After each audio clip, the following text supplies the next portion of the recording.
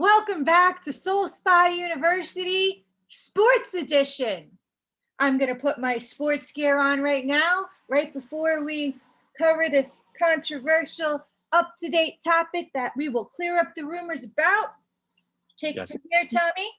Please, everyone, like and subscribe, ring that notification bell so that you can be up to date on all the videos that we put out. And comment below. Let us know what you feel, what you want to hear about, how you like the stuff that we already put out. It is serious. Every like and subscribe definitely helps us. We are all set for the sports edition. Yes. Tennis ball says hope on it. There's a football. We are ready. We are ready. Yes, very sporty of you. For the sports edition, we're getting right into Simone Biles, correct? Yes, Simone Biles, the Olympic athlete. Yeah. Okay. I just wanted to make sure I was saying it okay. Simone Biles pulled out of the Olympics a few weeks ago, no? No, I think this last week that just passed. Okay. I was misinformed right before this. Anyway, pulled out of the Olympics for mentally not being there, right? Fine. No problem. Fair enough. Mm-hmm. But she said, may I correct? Thank God my colleague has pointed out. She mentioned that she did not feel mentally ready to be there. That's what I meant by it. I slipped up. I mess up all the time in this podcast. I just want everyone to know that if I mess up, it's not intentional and that I am sorry. So let me just say the sorries ahead of time. Sorry, Simone. I'm actually standing up for you here. But either way, it's not about the stance. This gets very deep. So Simone Biles has pulled out of the Olympics earlier this week because she felt she wasn't mentally there. Fair enough. Mm-hmm. Now,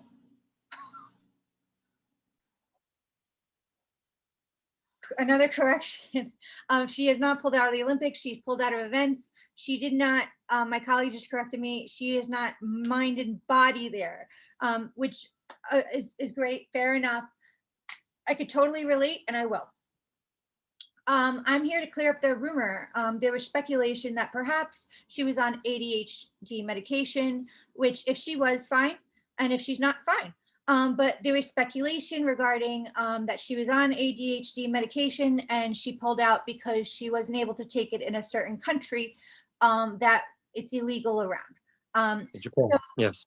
Yes. Now we are here to clear up that rumor. Apparently, no matter what, they allow it. So whether that rumor was true or not is where we would go from here in the topic. However, it's actually not true at all. So that's a non-issue. But I would imagine withdrawing from anything is huge thing in performance anyway. Oh, yeah. Of course. Yeah. But yeah, let's stray away from the obvious because that's not what this channel is about. This channel is about some interesting stuff. Now, she felt she wasn't there mind body. Let me tell you something. I don't know if I told you about this time. So you know what? Let's cheers to her. A lot of people have some controversial they all have opinions on this, and that is fine. That is fine. That is welcome here. I'm going to say this. I'm glad that she's paving the way for people to be able to put themselves first. I don't know if I told you this, Tommy, but once upon a time, I was a pre-Olympic figure skater. Yeah, you've told me, which is insane.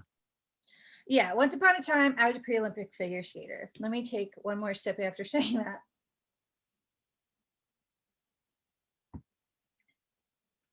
As I recall these memories, I would like another sip. All right. I'm here to relate. I don't know if it's because my dad was from Czechoslovakia and my parents just worked very hard, but we had to have a sport growing up. And I think it was more on the lines of, oh, wait, you can walk now? Are you walking? You're on the ice. And they were like, oh, she can't walk, but she's on the ice? Fine, no problem. So from the time I could walk or before, I was on the ice with little skates. And we competed every weekend. And I was at the rink at least 2 or 3 times a week at 5:30 a.m. with my sister, who is 6 years older than me. And we traveled to compete. My sister had racks of medals. I had racks of medals. Of course, I looked up to my sister. Was this fun after a while? Was it a choice? Not here to say yes. But what I am here to say is eventually I was 11. I was working on a double axel. And then everyone died. My dad had died 7 years prior. My mom then suddenly died. So when I had to then move from Mount Vernon to Newtown, Connecticut, my skating schedule got mixed up because the coach that me and my sister were very close to was far away from us. And basically everything got very jumbled up. Like my sister went and got married at 18 and I got shipped off to Newtown, and it's been fun. I got hit by a car. And the point of the story is that not only did I have very minimal, when I say minimal coaching after my mom passed, which I still could have competed possibly, then I got hit by a car. And when I say hit by a car, it wasn't like a little bit. Like it was like brain surgery, like tar on my knee for the rest of my life surgery. You can't tell now, thank God. You might tell the brain thing now. So I just drink. But I'm very fortunate. I'm very fortunate to have survived. So technically I did have a near-death experience, except I don't remember the clouds, etc. All the great things that happen to people in their near-death experiences. So that's part of what's going to happen on this channel, is me interviewing them about that, because I'm fascinated. But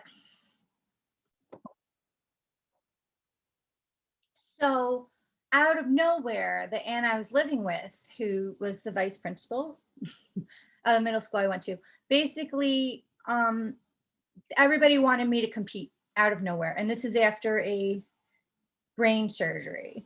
And I, am very positive and cute and light about everything. So even though I tried to express I didn't feel right, no one listened to me. I mean, no one listened to me back then about anything. So there I am on the ice about to compete after, it's bad enough that it was like at least a year and a half with my coach barely, that I was with twice or three times a week, every week, and competing with ever since I was born.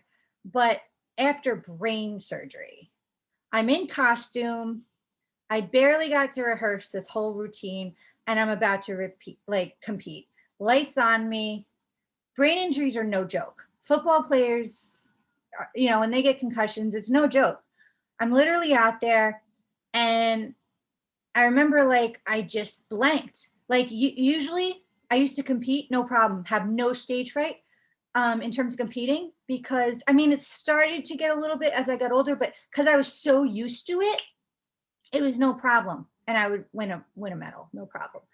And honestly, we weren't acknowledged back then unless we won first. So all of a sudden, the lights are on me and I just blank. I remember 2 or 3 steps. I can't remember past that. That's sort of how certain brain injuries work.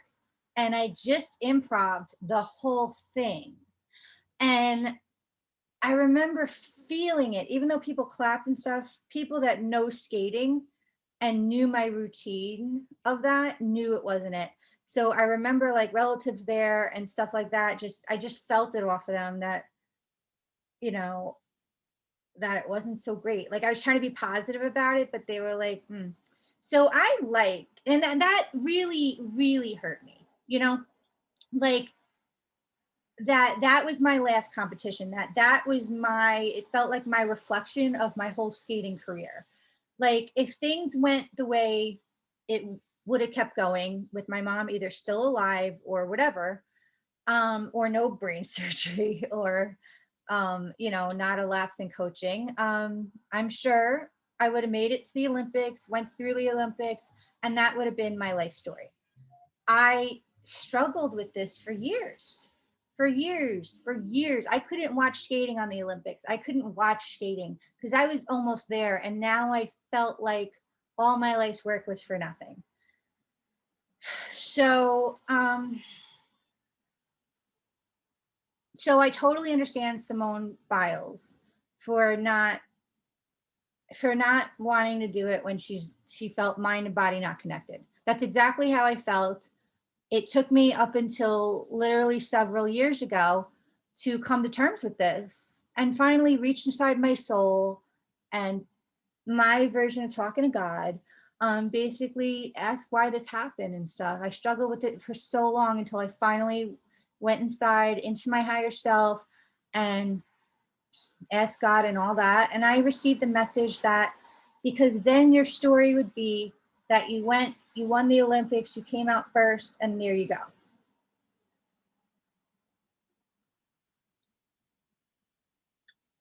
I mean, that's great. Yeah, the stuff that happened instead, the car accident, living with my aunt, everybody that died, the million chapters that happened even since then, the million chapters has made me what I am today, where I've been a coach for over 10 years, still on a journey, still not perfect, but still somehow an imperfect soul that is helping other people. They get whatever they need somehow.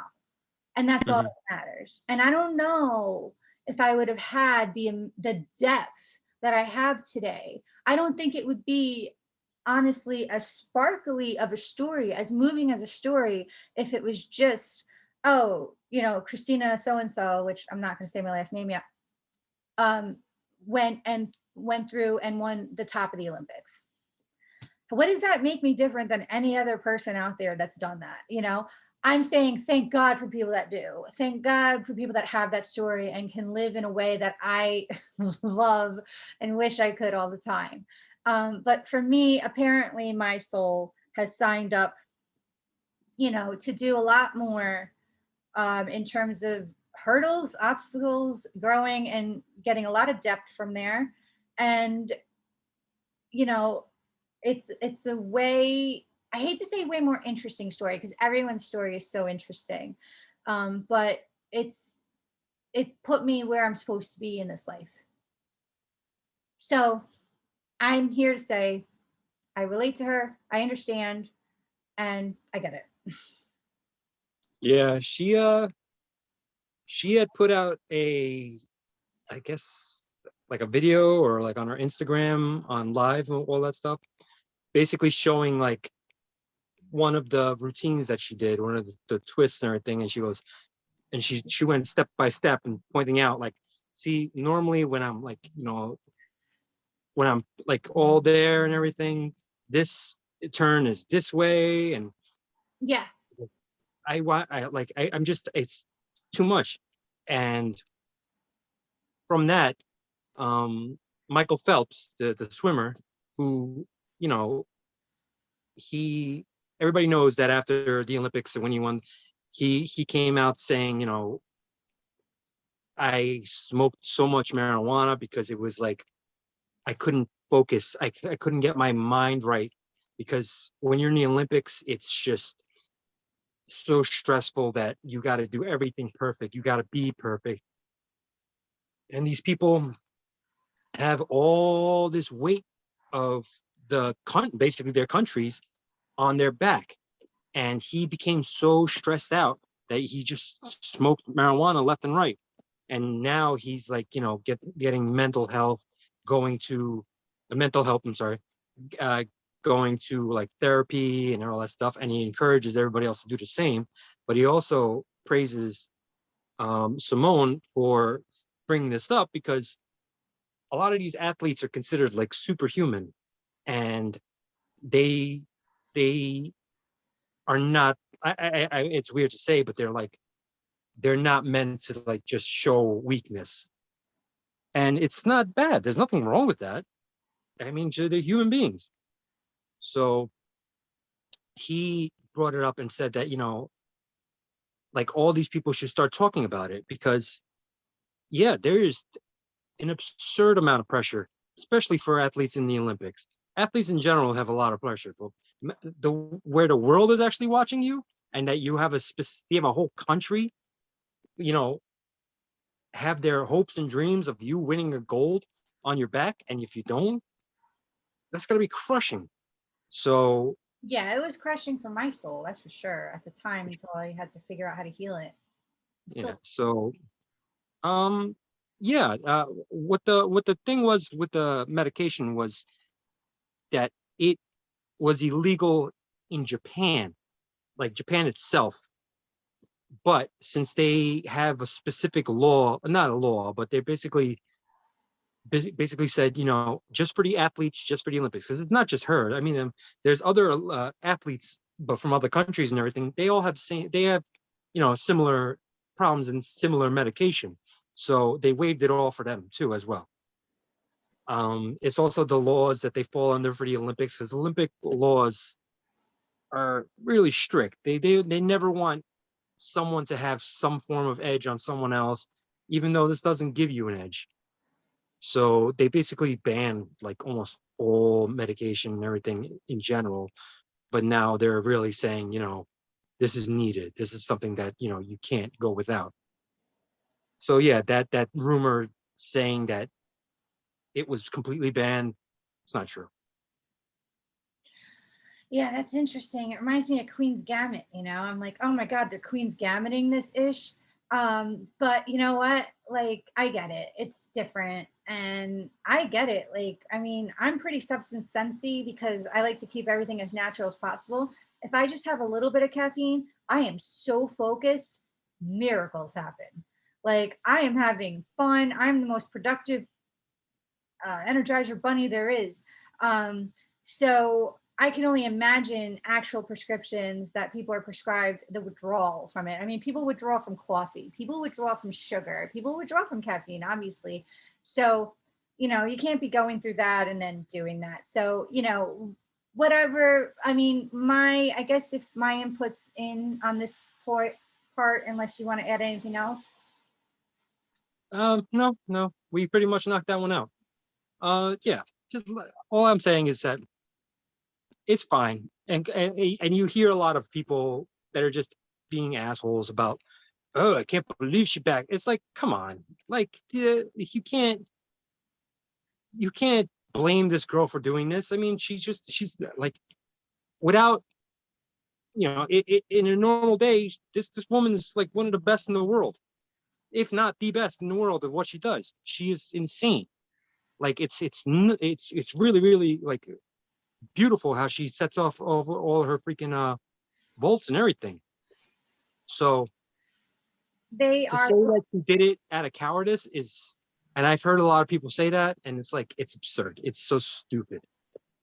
You know what? They're looking at it from a different perspective. Yeah, of course. Yeah. So we respect all opinions on this channel, and I guess you don't, and that's fine. Soul I Spy don't. University, that's fine. Soul Spy University. I understand that people have different perspectives, and I understand the lens in which people are looking at things. But what I would say is, I am glad she's paving the way for expanding consciousness to continue to expand, to make mental health a priority, and the person and their soul and their own personal well-being a priority. Um, and yeah, I can completely relate. Wish that happened when I was younger. I wish a lot of things were happening when I was younger. But anyway, yeah, valid point from her, I feel. And let me know what you guys think below. You good, Tom? I'm good. Please like and subscribe, and comment below.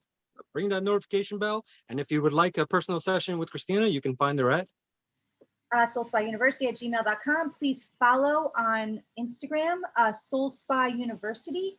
And yeah, seriously, every like, every subscribe, every share means the world to us and our souls, to continue to try to informally inform you on the very basics of current topics that we find interesting, and for him to give you a human perspective and me to put my channel download perspective after obviously a comedic human perspective as we mess up.